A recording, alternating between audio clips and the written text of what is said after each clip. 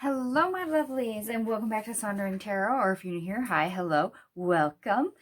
Today we're going to go through the sword suit. So this is my sword suit edition for the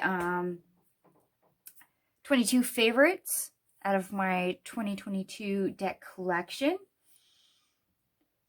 So go ahead and sit back, enjoy, and let me show you some pretty cards.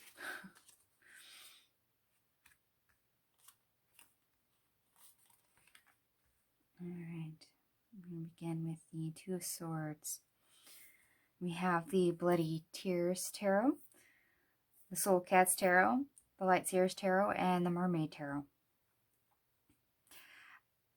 I confess that the traditional Two of Swords is very boring to me. I don't really enjoy that particular card and the RWS. In fact, I'm not the biggest fan of the sword suit to begin with, actually. There's a lot of cards that are problematic for a lot of people. And for the same reason, there's a lot of cards that certain particular individual cards we are drawn to or want to look at to make sure that we can resonate with it. Otherwise, the deck won't fly. I'm aware that that is a thing. So as you can see, these are all pretty non-traditional. Non-traditional. Yeah, that's what I like. I'm guilty. I don't care.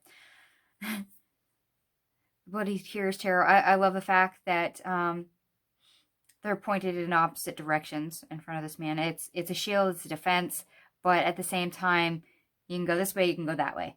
You can go left, you go right. There's choices, there's options available, demonstrated. The Soul Cats Tarot right here. I kind of find this, I guess, a little, it's interesting to me. You have two blind mice, actually squirrels. Sorry, squirrels. That I actually pay more attention to the card. Squirrels, and they're walking past each other. So,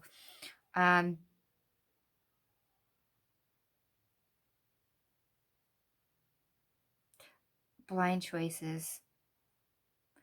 And moving despite danger, even if we're not aware of it. This card reads a little bit different for me out of this particular deck. And I think I like it just for that reason. I mean, I have an affinity for cats. I have more than one cat deck. And my other cat deck, I really am not drawn or have that great of an interest with the Two of Swords. However, I do enjoy this one. It reads, reads different. Either being blinded or ignoring danger. And the Light Seers Tarot. I love Chris Ann's version of the Two of Swords. You literally see these crows kind of attacking and grabbing hold of this woman, kind of tied to her in opposite directions, pulling in opposite directions. Being two minds about everything is very common, especially when we need to make a decision. So the fact that she used crows to represent swords in her deck, and then she designed the card to look like this. This was the first Two of Swords that I ever really fell in love with, that I actually enjoyed, was out of this particular deck. And the fact that I'm not that keen on modern decks, this was very big for me. I looked at this deck and saw people reading with it and got to know the deck and the cards and the artwork before I ever purchased it. Hence why I have the mass market edition, not the indie edition, because it was originally a Kickstarter deck. But I do enjoy this particular version of the Two of Swords. And then the Mermaid Tarot, I like the fact that we have a merman who's on legs. You can see the scales on his legs. And then a human, and they're crossing swords. So, friend or foe, whether you succeed or not, you go for it. There's a different way of reading this, considering this is two people crossing swords rather than a person sitting there and holding up two swords crossed. It reads as different options, different choices, and being aware also of other people's choices, which is fantastic. And I apologize for my dog. He's going to bark. All right, let's move right on to the Three of Swords. I always thought that the Three of Swords was one of those cards I could never really get into. I mean, it's heartbreak and grief and disloyalty. It's not the best card out of the deck. It's actually one of those that it's most painful.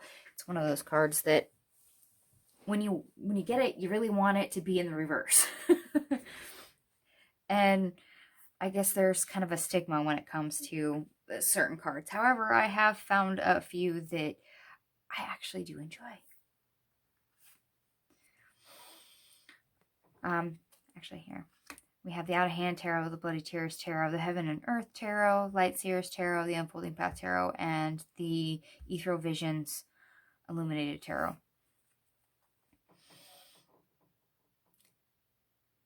If I remember right, this is actually Jamie herself while trying to create this particular deck. This is her heartache, her suffering, and her pain. She literally made it the Three of Swords. And that is very poignant. And because it's a modern deck, I like this take. I can read with this take. That is totally fine. I get it. And, I mean, who hasn't struggled with something, a project, artwork, trying to be creative, etc. For, you know, not death or heartbreak as in love. This I get. This is relatable to everybody. And I like that. Bloody Tears Tarot. This is probably one of the most unique perspectives of the Three of Swords I've seen. You got somebody who is very relaxed and just, I guess you could say, kneeling, paying homage, saluting with a sword. But what he doesn't see and what sneaks up on him is a second person who is literally holding two swords and is about to behead him. That's probably about as painful as it gets, considering it involves death. Sometimes we don't always see the things that cause us pain, and sometimes we outright ignore the things that cause us pain, and this card reminds me of it. I learned to read tarot with the Heaven and Earth Tarot, so I'm particularly drawn to this card just for that reason. It's one of those that I could relate to, especially for an RWS. The pain's there. I mean, the rose and the heart, the swords, you see the woman kneeling, you see all the falling rain. But what I do love about this deck is the keywords. I love the fact that they chose sorrow as the word for the Three of Swords. So there's a couple other cards in that particular deck that have keywords that I disagree with, but this one is one of those I accept that keyword. I wholeheartedly accept that keyword. And the Light Seers Tarot. This was actually kind of painful the first time I looked at it, but it hit home. It was one of those that I was like, okay, yeah, that's the Three of Swords. Yeah, broken heart, pain, suffering. Yeah, I get it. It's very spot on. And the Unfolding Path Tarot takes the heartbreak to a different level. I can appreciate this one because even though it's heartbreak and we see, you know, the screaming and being tied down and strings attached to your heart for the Light Seers Tarot, the Unfolding Path Tarot, somebody in a sleep shirt lounging around that can't bring themselves to put themselves back together, you know, makeup running everywhere, puffy eyes, crying, and the Three of Swords piercing a heart, literally over their heart on their shirt. is simple yet powerful. I mean, who's not ever been strung out from a relationship? Because that's what this is. That's a breakup. That's the aftermath. That is the pain that most of us have experienced and bawled our bloody eyes out for who knows how long before we try to regain some composure and put ourselves back together again. The Ethereal Visions, Illuminated Tarot. I just think this is pretty. I love the foiling, but I love all the little shapes and stuff inside the heart. I mean, you could just put the holes where the swords are so it looks like it's punctured through, but you see this decorative heart. And there's something about this card. I don't know. I read this one out of this particular deck very easily. It's simple. It's stubble, actually, for a Three of Swords, but I actually enjoy the way it reads, so it is on this table for that reason. And let's move right on to the Four of Swords. It'll be the last swords card I will show you for today. And the regular four swords, the traditional four swords, I find to be very dull.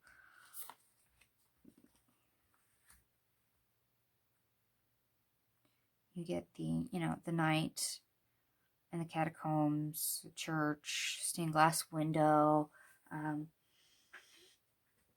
and it's a knight in a suit of armor, whether it's a dead knight or one that's just relaxing depending on depiction.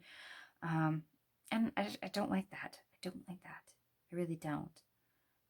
We have the Soul Cats Tarot, the Unfolding Path Tarot, the Mermaid Tarot, the Out of Hand Tarot, and we have the Mystical Cats Tarot. Interesting enough, I have 2 cat decks for this particular card. I'm sorry, the Soul Cats Tarot. This just looks cozy. I mean, rest, relaxation, cozy up to a nice warm fire, unwind, snooze, worry about nothing. Especially if it's cold outside. I mean, snuggle in, it's fine. Maybe grab a book or just sleep. It's fine. Relaxing. There's a whole vibe with that I can totally relate to. That is very much a Four of Swords energy to me. I love the Unfolding Path Tarot because they literally put the person in a bed. Sleeping, yes.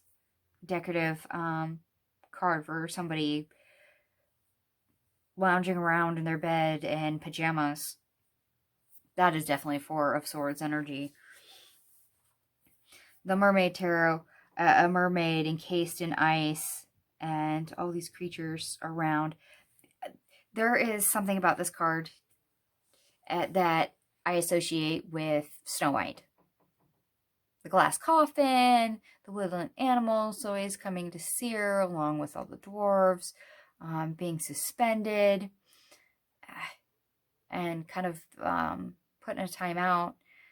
This has that same feel to it as that particular fairy tale.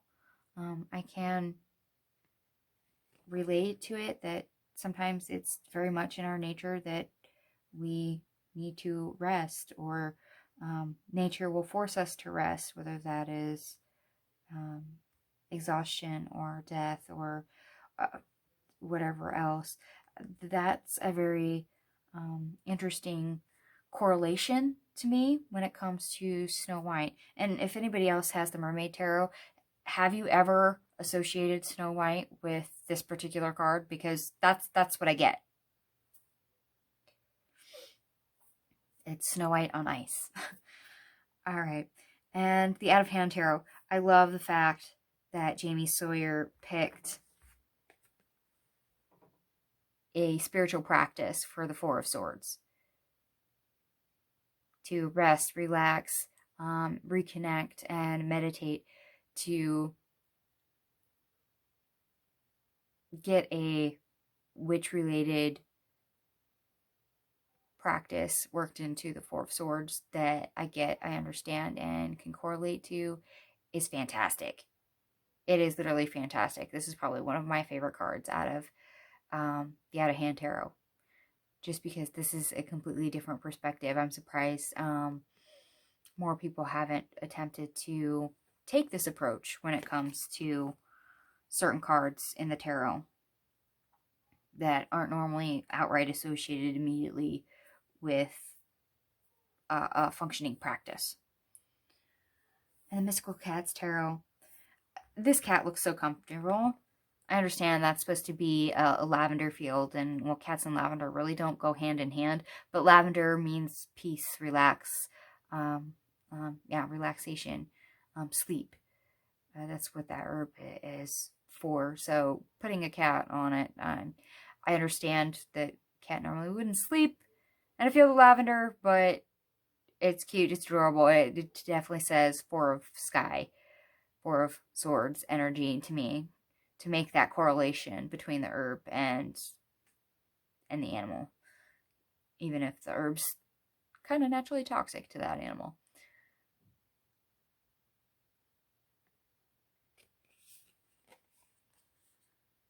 And there's something like spring summer vibes with this particular card that I thoroughly enjoy. And because there's so much lavender in that card, I swear sometimes I even smell like there's lavender around when this card comes out of the deck. If anyone's ever had that happen where you see an herb or you have some association with a card symbolically and put it in a card, do you see or hear or even taste that item even though it's not actually present? I know, like the High Priestess has pomegranates usually. I mean, do you ever get the sensation with it? Because I get the relaxing vibes so much with this card, and the phantom smell of lavender, which is really odd. I've never really had that with another card before. All right, and that is the last of my 4 swords and my last swords card we are going to go through for today. So thank you so much for watching. Please be on the lookout for swords 5 through 7 in my next part for the sword suit edition of my 22 faves. And I will catch you guys later.